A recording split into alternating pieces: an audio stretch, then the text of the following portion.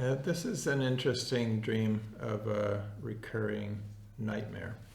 It's told by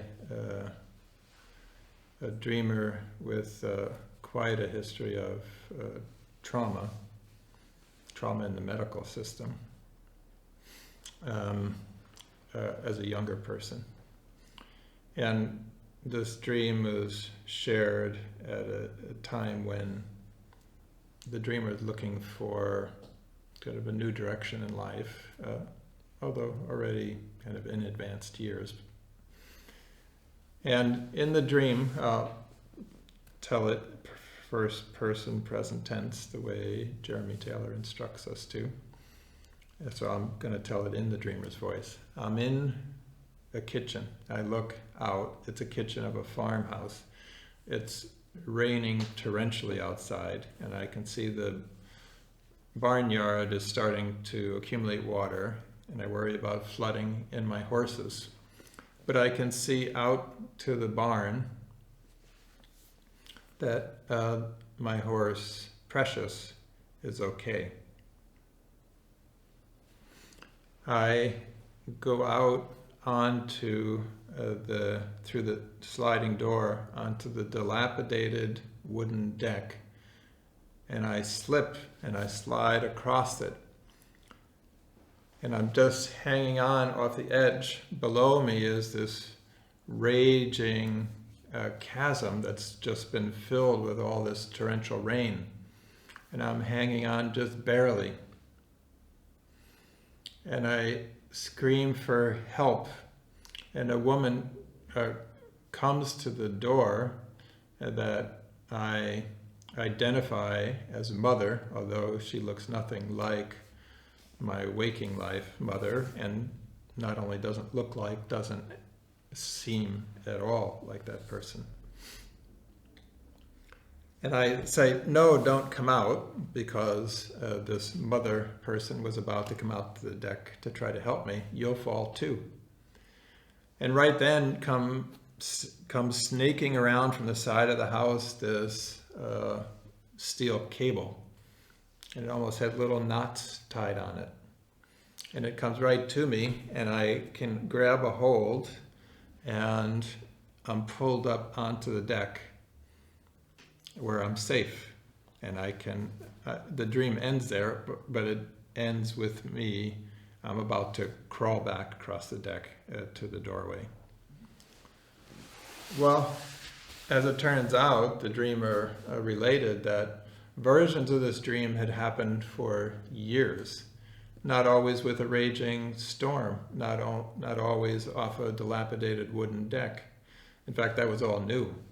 But it would usually be falling and be hanging from a cliff, and either the fingers would fatigue and she would just eventually let go and wake up falling, which was terrifying.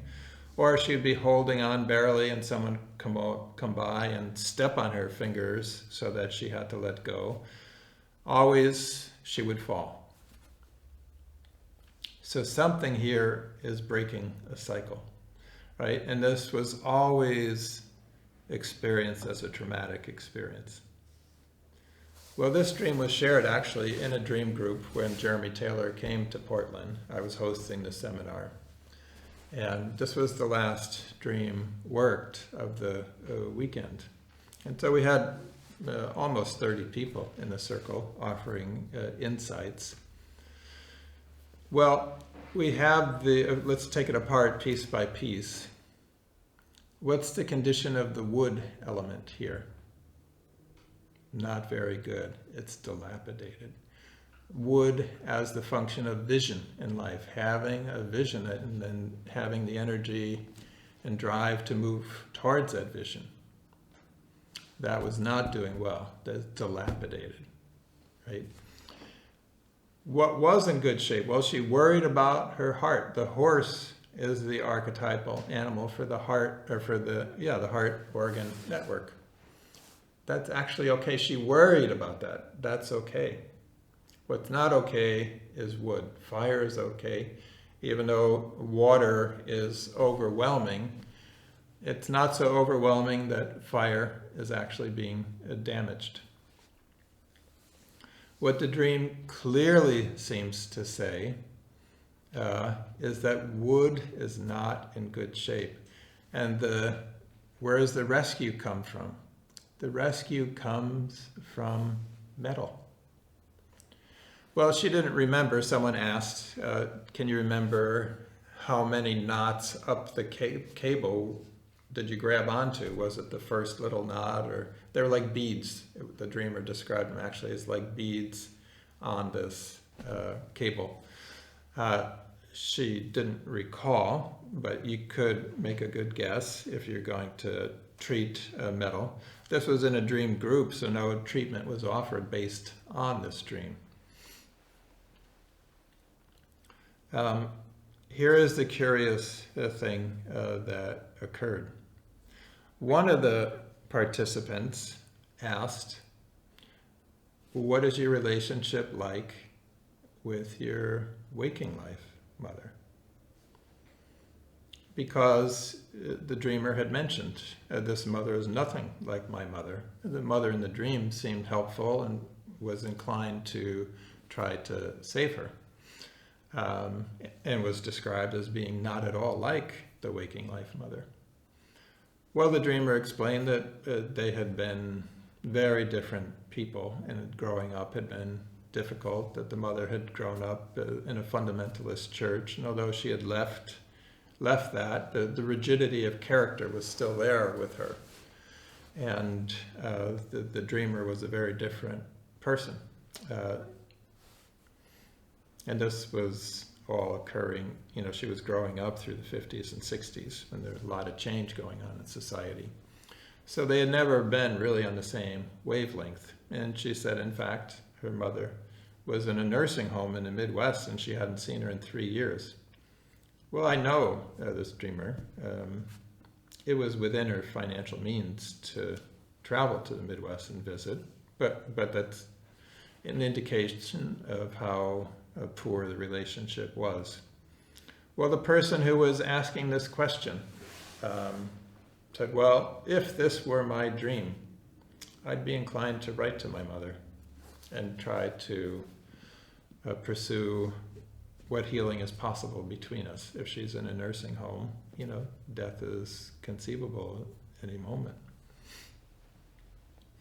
And the dreamer actually went home that very same night and wrote a long email and sent it to a relative who lived near the nursing home where her mother was in the Midwest, and said, would you bring this to my mother, and if necessary, read it to her?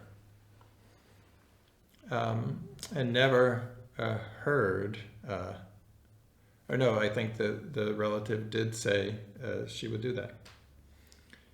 3 days later, on Facebook, the dreamer saw a message from a relative in Canada. Said, oh, I'm so sad, my favorite aunt so-and-so just died in the Midwest. And the dreamer was like, your favorite aunt so-and-so is my mother. No one called me to tell me my mother died. Well, as it turned out, no, this is when she found out that, in fact, the email had been delivered and her mother had read it. Her mother died the very next morning after having read this email. And in the email, she, the daughter, the dreamer, was looking for healing in the relationship between them. And although they never spoke, the clear feeling was that healing had happened. Now, also curious, this image of dilapidated wood, it was not long after this dream that the dreamer, who felt stagnant in what she was doing to earn money, got into an entirely different pursuit and engaged in a serious new study and became quite good at it. And so the dream indicating that basically something new had to happen with wood, with a vision in life. That actually happened. But the curious thing is this dream that had happened as a nightmare for years, it never happened again. I have long-term follow-up on that. Amazing. This points out what Jeremy Taylor would always say, that all dreams, inclusive of nightmares, come in the service of health, healing, and wholeness. He is not denying that she was genuinely traumatized all those years of having this as a repeated dream. But all those times, it was there asking to be interpreted, just as we did as a group with this particular iteration of the dream. So I felt that that really made Jeremy's point for him so beautifully. And I know some people who are in the counseling community and don't accept that idea at all, because the patient reports that they are traumatized by the dream. And so they don't go a step further and say, well, that was their experience, but was that the only experience available? Could another experience have been accessed if we had been able to unravel the deeper meanings in the dream? So there are other aspects of this dream that we leave untouched for the moment. The fact of this abundance of water and all, and the mother-childness of it, those all are there to be explored.